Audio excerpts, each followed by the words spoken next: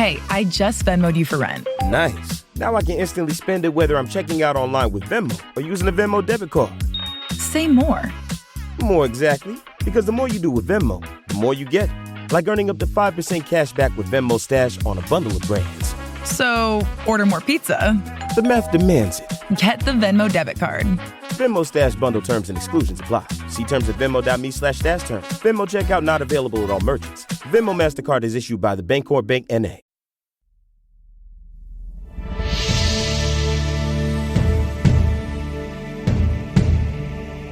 This is the History of the World podcast with me, Chris Hasler. And you're listening to Volume 3, The Classical World. Episode 17, The Rise of Macedon.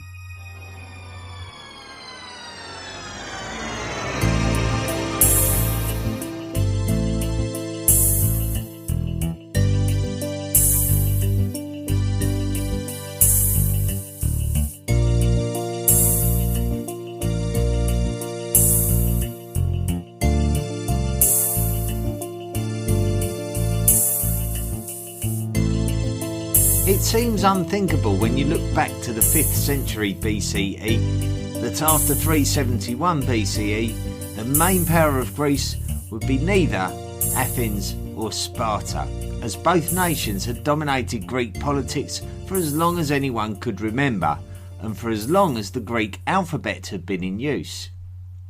Now it was the Thebans who were the ones who commanded the respect of their neighbours after the incredible defeat of Sparta at the Battle of Leuctra. The Peloponnesian League had been disassembled and the Messenian Helots had been freed. However, time and time again we see that the outstanding success of a nation is often attributed to the strong leadership of an individual. The Akkadian Empire under Sargon the Great, the Babylonian Empire under Hammurabi, the Egyptian Empire under Ramesses II, the Persian Empire under Cyrus the Great, the Athenian Empire under Pericles. The success of Thebes can be attributed to a period of leadership under one man who was called Epaminondas. Epaminondas seemed to be a man who understood that victory at one military exchange was not enough when attempting to position your nation in a position of greatness, and so we can recognise that same insatiable desire to consolidate and improve Thebes by continuing to campaign against Theban rivals and commissioning building projects to strengthen the national infrastructure. Epaminondas would ensure that Theban influence was strong in the Peloponnese by supporting the Arcadians, who were always under Spartan hegemony previously. As we discovered in a previous episode, the young Prince Philip of Macedon was being held hostage in Thebes, and Epaminondas was granting him an education. This is a typical example of an ancient society attempting to influence another society by taking important members of their population or royal family and establishing an emotional bond. So it was quite possible that Epaminondas was grooming Philip into accepting Thebes into his heart, so that when he returned to Macedon, he would always choose the Thebans over the Athenians or the Spartans, as a friend of the Macedonians due to this childhood link. The importance of Macedon is that it was a great source of timber, vital for shipbuilding, so having the Macedonians on side was an important thing to achieve. It was all the more vital when you consider the response to the new Theban domination of the Balkan Peninsula as well. Just over 100 years previous, when the Achaemenid Persians invaded the Balkan Peninsula, it was the Spartans and the Athenians who stood together in defence of Greek lands, but it was the Thebans who aligned themselves with the Persians. Now the Spartans and the Athenians both feared Theban expansion. Sparta had been put down by the Thebans, and Athens would never be able to rebuild its naval fleet if the Thebans were controlling the Macedonian timber trade. So the Spartans and the Athenians decided that now was the time to renew their alliance over 100 years after they turned their backs on each other following the Persian invasions. Once again, they would need to stick together to combat a common enemy in Thebes. Thebes would rally their allies in the Arcadian League, and the two would meet in the Battle of Mantinea in 362 BCE.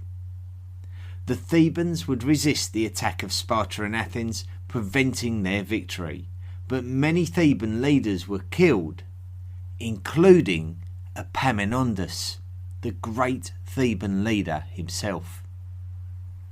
The aftermath would indicate that this battle must have been huge. The Spartans and the Athenians returned to their home cities to continue a comparatively humble existence. The Thebans would never be the same again after losing their great leader Epaminondas.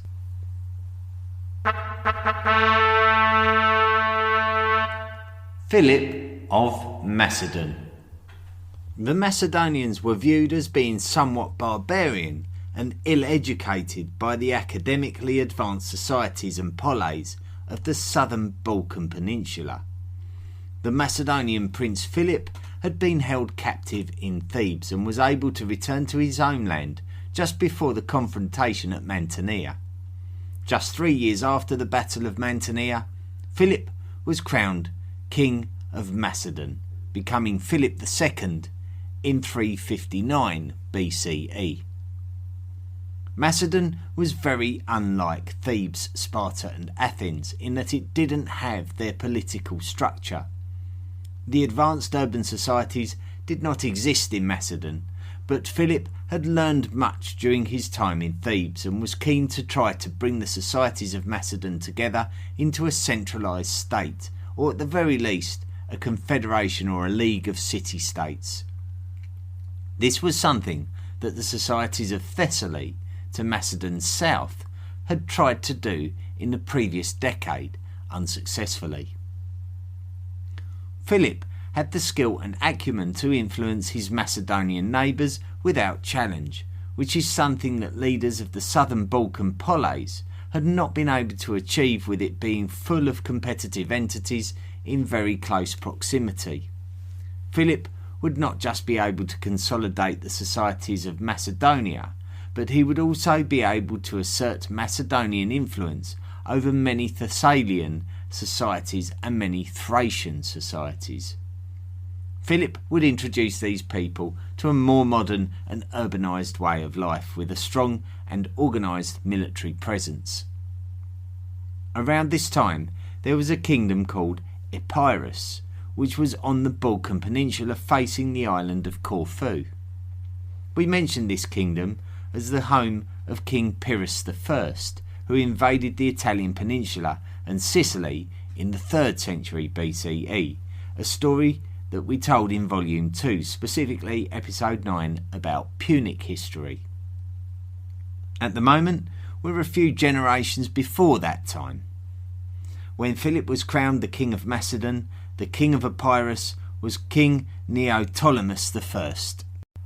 With Philip now attempting to gain as much influence as possible over the lands and neighbouring lands of Macedonia, he would look for a marital alliance with the Epirites. King Neoptolemus had a daughter called Olympias, and she would marry King Philip II of Macedon, cementing an alliance between the two kingdoms. Incidentally, Olympias would become the 4th of Philip's 7 wives in a time when multiple marriages were quite regular for a monarch. In 356 BCE, Olympias would bear Philip a son called Alexander. In the south, things remained unsettled as the Thebans were still warring with the alliance of Sparta and Athens.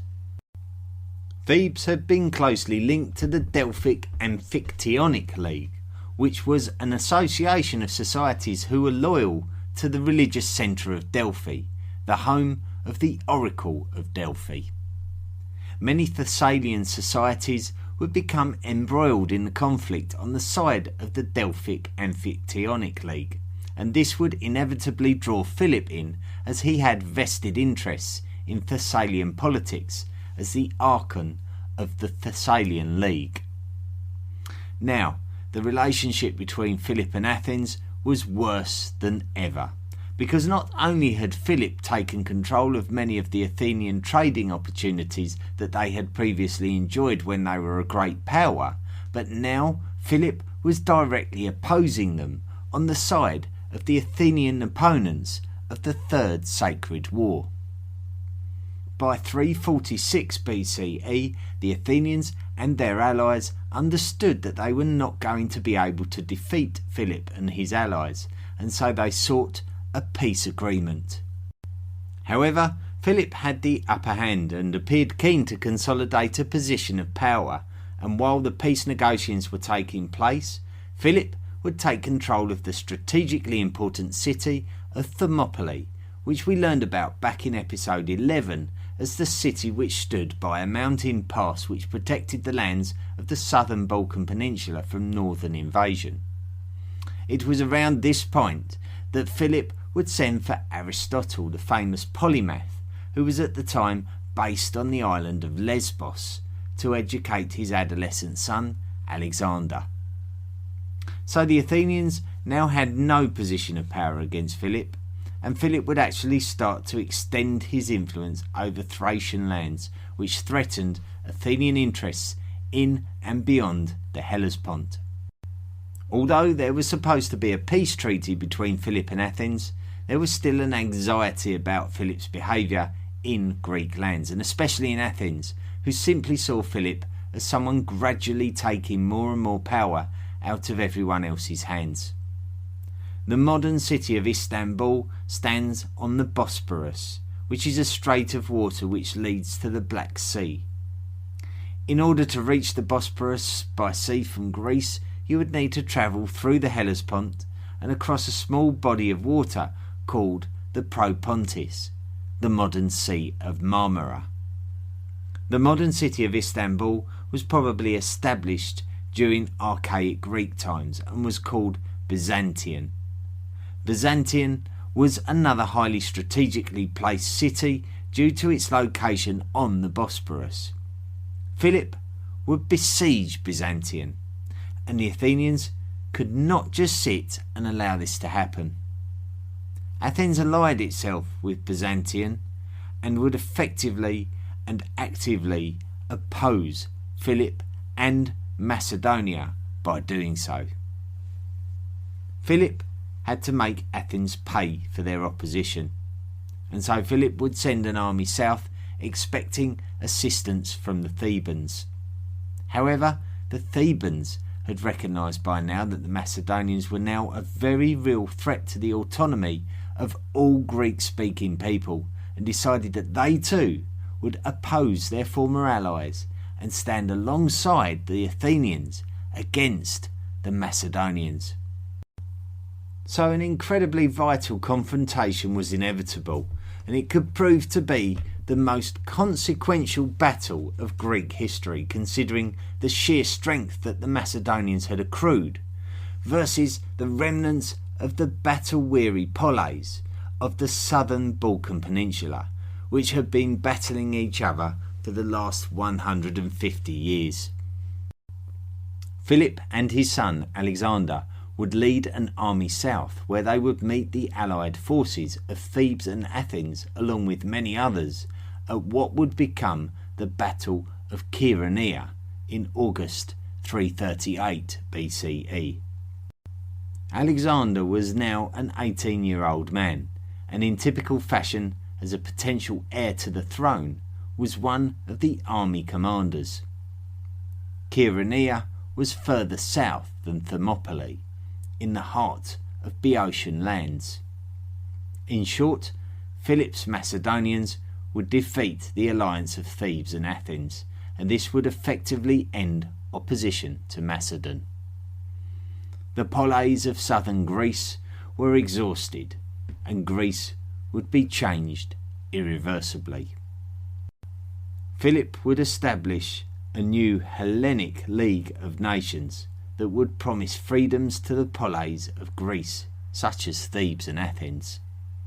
In reality, Philip wanted to establish hegemony over the poleis, effectively disbanding the traditional Greek model of the polis in favour of a Macedonian imperial setup, which would pull the resources of the Greek lands together, not least of all to feed the imperial ambitions of Philip against his next target, the Achaemenid Persians.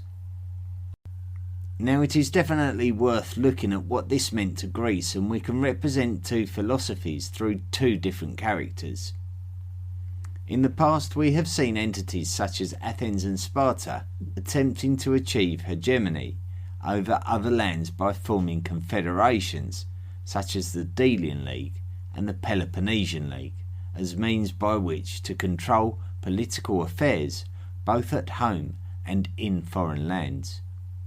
It was always a precarious balance of diplomacy when looking at how much autonomy that members of these leagues would have in order to maintain their loyalty, so that they believed that they were in the most beneficial position to them, while at the same time understanding that they had a commitment to the league.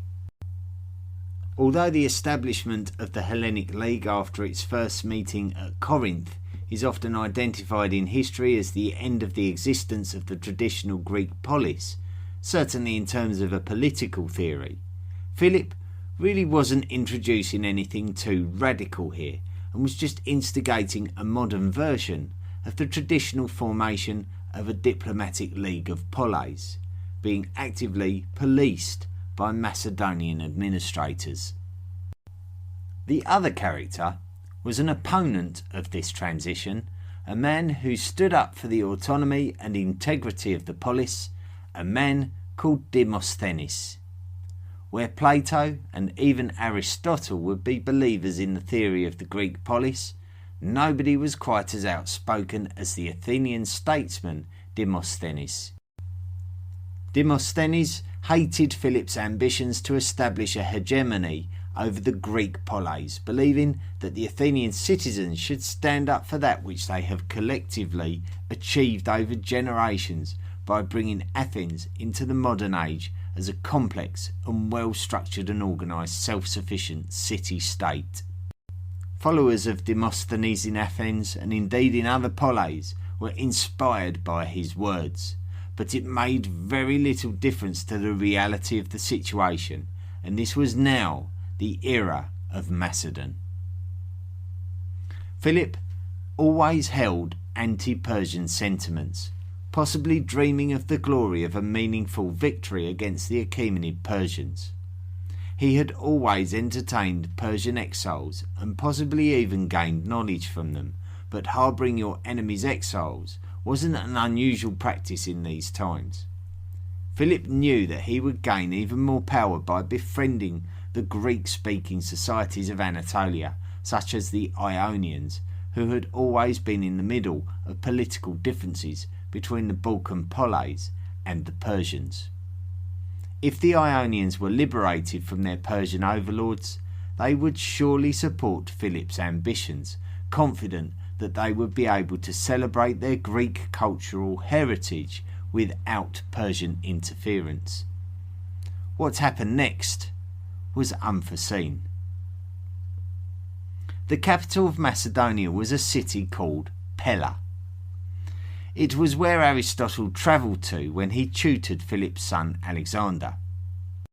Alexander's parents, Philip II of Macedon and Olympias of Epirus, would have one other child together, and her name was Cleopatra. Now this is where the story gets a little bit fun, so strap yourself in and listen very carefully, as you may need to go back and listen again if you don't get it the first time around. Cleopatra would be betrothed to her own mother's brother, a man called Alexander, and a man who shared the same name as her own brother. The wedding was planned to take place in the Macedonian capital of Pella, so it was a further bond between Macedonia and Epirus. So Cleopatra of Macedon was married to Alexander of Epirus in the year 336 BCE in a huge ceremony that attracted many Greek dignitaries. The wedding celebrations would move to the city of Aegae, where there was a theatre. The theatre was a circular construction surrounding a stage called an orchestra. The raised wedge-shaped cunei seating areas surrounded the orchestra, creating a semicircular theatron for which people could sit and watch the performances. These kinds of theatres were a common construction in classical times, and such constructions certainly date back to the 2nd millennium BCE Minoan societies at places such as Festos, which we mentioned back in Volume 2 during episode 23, our episode about the Minoans, as the palace site where the mysterious Festos disc was excavated. The Macedonian king would normally be accompanied by 7 somatophylakes, who essentially were royal bodyguards. King Philip II himself would be approaching the theatre at Aegae to continue the celebration of his daughter's wedding, when one of his own somatophylakes, a man called Pausanias of Orestis, shockingly stabbed Philip and killed him.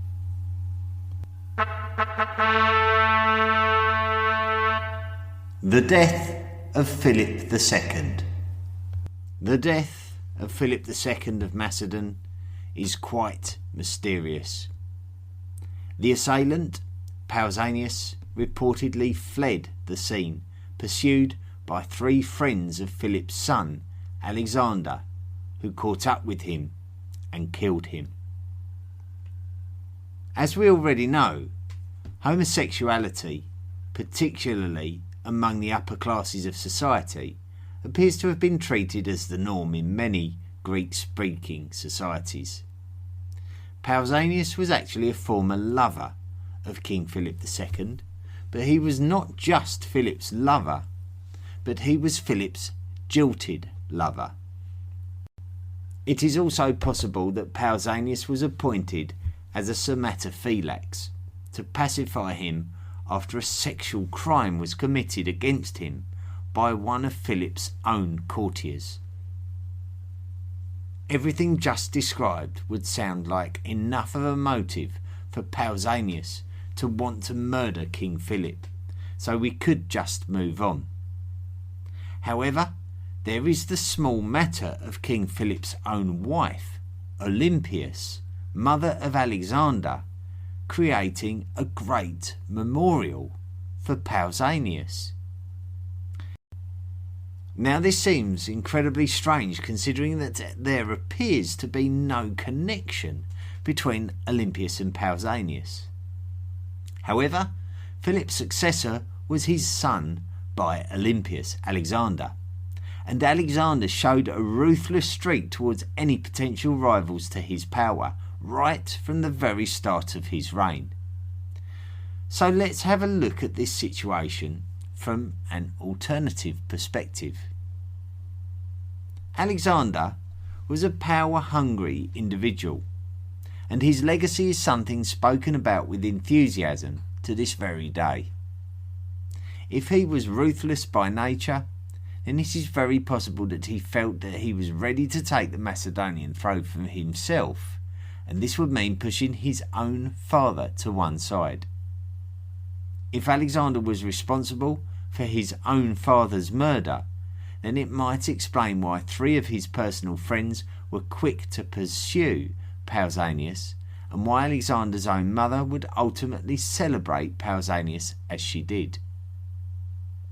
Nobody other than the 3 friends appeared to have witnessed Pausanias' murder, suggesting that the entire sequence of events was an elaborately planned and staged act, quite ironic considering that it took place at a theatre. The death of Philip II was something that was welcomed in many Greek-speaking areas such as Athens, who were being rallied by the outspoken statesman Demosthenes. Many of those who feared Philip's dominance of the Greek-speaking lands would see an opportunity to break away from their Macedonian ties and fight to regain what they had lost following the Battle of Chaeronea. However, if they believed that things were looking brighter for them now that Philip was dead, they could not have been more wrong.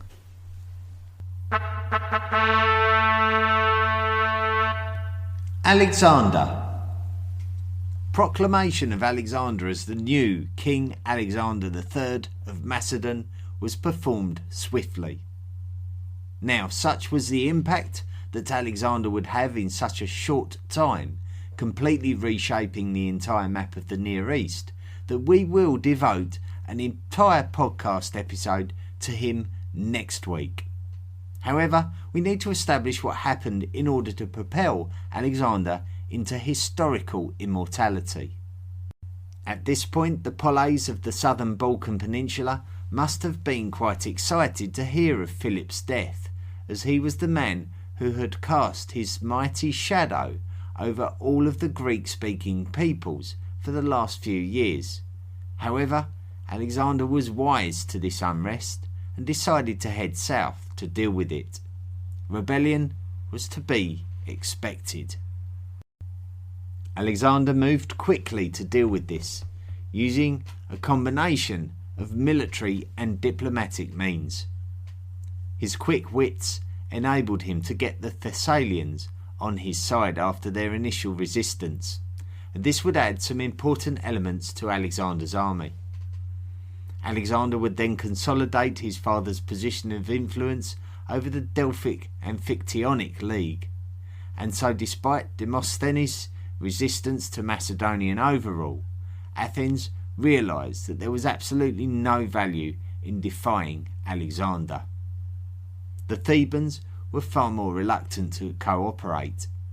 A time when the Thebans were the dominant Greek-speaking peoples was something in living memory, so they had been itching to challenge the new young king of Macedon. Alexander had attempted to work with the Thebans to find a solution, but it was apparent that the Thebans were not prepared to accept their role. Alexander was not in any mood to let any part of the Greek-speaking world jeopardise his plan to have control over the resources of Greece. Late in the year 335 BCE, Alexander would take an army of over 30,000 to Thebes, and in the Battle of Thebes, Alexander would destroy the city, sending shockwaves throughout the local area. The male population would be slaughtered, and the remainder were consigned to slavery, while the city itself was razed to the ground. This would be the end of Thebes as any kind of power, and it would be an incredibly clear message to everybody that Alexander was not to be messed with. One area of Greek lands that took its own unique direction during this period was Sparta. Sparta had not been the powerhouse that it once was ever since the Thebans had defeated them at the Battle of Leuctra in 371 BCE. Since that time, the Spartans did what they had often done more than most throughout their history, and kept themselves to themselves. When King Philip II of Macedon had formed his Corinthian League after asserting his dominance over the south of the Balkan Peninsula, Sparta showed no interest in it. Rather than invade a very weak Sparta, Philip just subjugated its neighbours to deny Sparta the buffer states that it had often enjoyed the benefit of in the past during more fruitful and powerful times. However, now that Alexander had taken over the Macedonian throne, there was an unnerving aggression about the Macedonians that would have been difficult for Sparta to simply ignore. However, Alexander had bigger fish to fry than the Spartans, as his focus would turn towards Anatolia. He had already amassed enough of the Greek military personnel that it would become more important to gain a firm foothold in Thrace.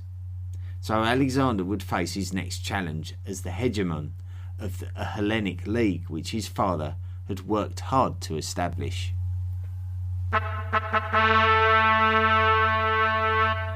The rise of Macedon.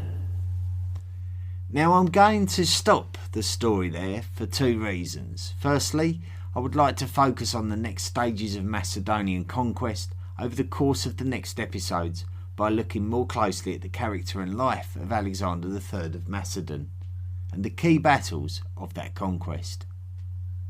We have also told the next part of this story already back in episode 2, albeit from the Achaemenid Persian perspective. I think it is quite interesting to see how the Macedonians were able to go from a bunch of barbarians to the effective rulers of Greece within the space of 25 years. I think to get a good perspective you have to look at the wider picture. If we go back 100 years from the ascension of Alexander the Great, then this was a time of a great rivalry between Sparta and Athens, the two great rivals of the Greek-speaking world, who all others would look up to. 100 years before this, Sparta and Athens were the two entities who were making the most progress. However, this was also a time when petty local rivalries and civil disputes were the major news headlines, so to speak. After the world-changing invasions of the Persians, the Greek-speaking lands, and especially those of Sparta and Athens, would have surely felt an air of invincibility about themselves, and they would have felt militarily confident to the point where they were not even intimidated by going to war with each other. Spartan and Athenian leaders alike would have been keen to emulate the great military forefathers who defeated the mighty Persians, and may have been a little bit reckless with their resources.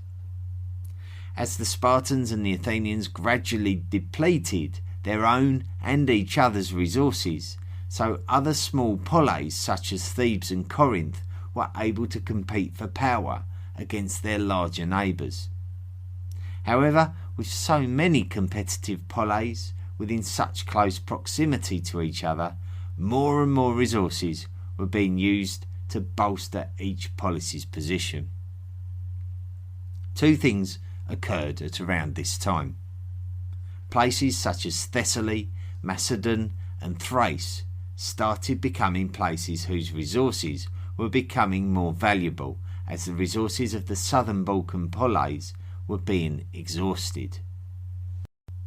However, because the Macedonian tribes were not truly united as one, the comparatively politically stable poleis of the south could easily manipulate them. The Thebans made the fatal error when they decided to use the Macedonian royal prince Philip as a political hostage in order to keep the Macedonians on their side. By educating Philip as a hostage, the Thebans may have thought that they were instilling Theban loyalty into Philip's psyche, but they were actually educating a Macedonian prince in the successful methods of polis politics. Philip took this knowledge back to Macedonia and built the powerful kingdom of Macedon that would become a major player in Greek history off the back of this knowledge.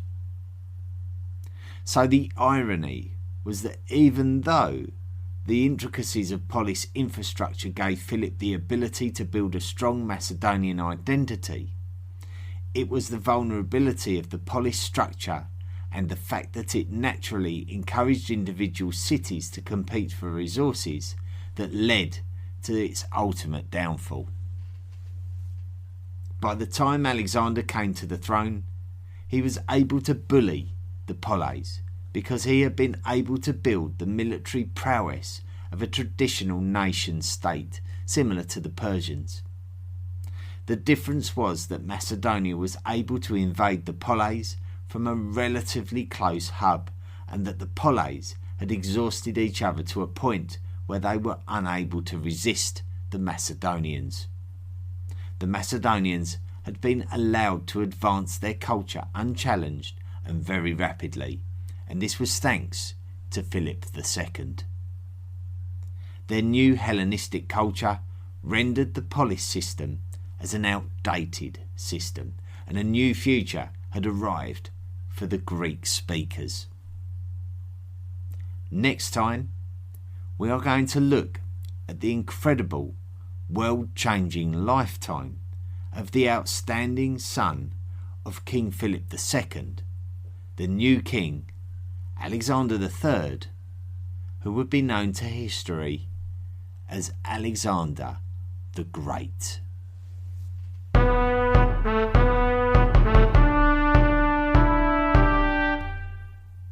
There we go, another interesting episode there. Probably one that doesn't get spoken about enough. Philip II was an incredible king, and he really did change the face of Greek lands forever. But we always talk about his son because of the absolutely incredible and phenomenal things that he did. And we're going to look deeply into that next week. We're going to look at the life of Alexander the Great. But for this week, we celebrated Philip II of Macedon and that incredible achievement of actually subjugating pretty much all of the Greek poleis. So incredible work. Now we're motoring through the ancient Greek podcast episodes. We've probably got about a handful to go, so we've got to look at Alexander the Great. We're going to have a closer look at a couple of the more incredible battles that he fought, and then we just need to look at the aftermath, what was left behind in the wake of Alexander the Great when everything was finished with his lifetime and his conquests, that new Hellenistic culture and what became of those lands that he conquered. So without giving too much away, we're going to find that out over the course of the next sort of 5-6 episodes of the History of the World podcast. Then it will be time to look at ancient Rome. But before we do that, we're going to have a couple of special episodes, and it's going to be a complete detour from what we're currently doing. And the reason for that, we're going to do something we've never done before. Particular patrons of the History of the World podcast, when they accrue a certain amount, they can commission special episodes of their choice, and a couple of people have already qualified for that privilege, and there might be one more as well. I'm not sure. We'll have to wait and see what happens, but certainly we're going to have episodes that take us to the early modern world and probably to the medieval world as well. So we're going to be jumping around a little bit before we go to Rome. So that should be interesting. That should be very interesting, quite exciting. To be jumping into a completely different area of the world and a completely different era. So looking forward to that. Talking of patrons, anyone who does sign up to be a patron at the Patreon website by going to the History of the World podcast.com, historyoftheworldpodcast.com. I got that right, I think. Yeah, click on the Patreon link and it takes you through to the Patreon site. Those people who sign up to make monthly donations become lifelong members of the History of the World podcast Illuminati. And I'm pleased to say that this week we have a new member of the History of the World podcast Illuminati. His name is Mark Shea. So thank you very much, Mark Shea, and welcome to the History of the World podcast Illuminati.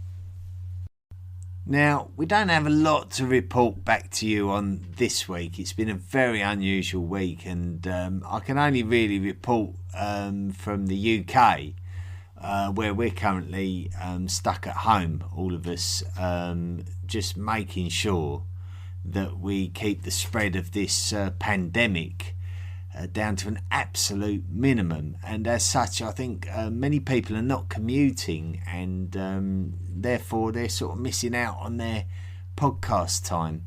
So maybe people will have to do a bit of catching up once the world goes back to normal. But in the meantime, don't be shy to send me a message and get stuck into some of the interactive stuff on the website. If you go to the interact section, there's stuff to do there. There's a discussion forum. You can visit our social media pages. So come along and excite some debate. And as ever, I'm always looking forward to hearing from you. I have received a couple of emails this week, but I'm going to leave them until next week. Some of them allude to reports that I would most like to post on the social media pages for everyone to enjoy. So I'll tell you a little bit more about them next week, but look out on the social media pages and I shall post the links on there. Anyway, that's it for this week. Next week is a big week. We look at the life of Alexander the Great. And until we meet again, take care of yourselves, take care of each other, do the right thing, be responsible in this strange time, do the responsible thing, stay at home, stay safe, keep your hands clean and be careful. And we'll meet up again this time next week. So take care and see you again. Do you want more from the History of the World podcast? Then visit our website, historyoftheworldpodcast.com. You can join our discussion forum and find us on social media. Support the podcast for as little as $1 per month by clicking the Patreon link. Email the show at historyoftheworldpodcast@mail.com. The best ones will be read out. Be sure to rate and review the show wherever you listen to us.